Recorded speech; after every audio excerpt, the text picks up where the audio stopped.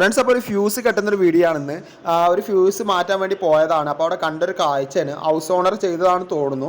ഒരു 1.5 തിക്നെസ് വരുന്ന ഒരു വയർ മൊത്തത്തിൽ എടുത്തിട്ട് ഫ്യൂസ് കയറിൽ കെട്ടി കൊടുത്തിട്ടുണ്ട് കേട്ടോ. ഒരിക്കലും ഇങ്ങനെ ചെയ്യാൻ പാടില്ല. നമ്മൾ ഫ്യൂസ് എന്ന് പറയുന്ന ഡിവൈസ് എന്ന് പറയുന്നത് നമ്മളെ വീട്ടിൽ എന്തെങ്കിലും ഷോർട്ടേജ് ആകുമ്പോൾ പോകാൻ വേണ്ടി ഉപയോഗിക്കുന്ന സംഭവമാണ്.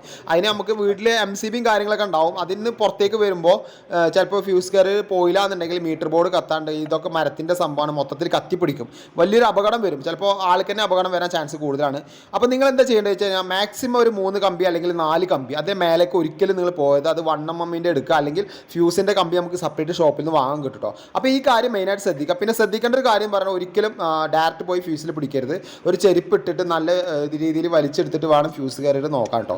പിന്നെ ഫ്യൂസ് കയറി കെട്ടുന്ന സമയത്ത് നല്ല ശ്രദ്ധിക്കേണ്ട ഒരു കാര്യം പറഞ്ഞാൽ നമ്മളൊരു 6 മാസം കൂടുമ്പോൾ എല്ലാ ഫ്യൂസ് കയറിയൊന്നും കമ്പിയൊന്നും മാറ്റി കെട്ടുന്നത് നല്ലതാണ്. അപ്പോൾ നമുക്ക് പെട്ടെന്ന് ഫ്യൂസും കാര്യങ്ങളൊന്നും പോവില്ല.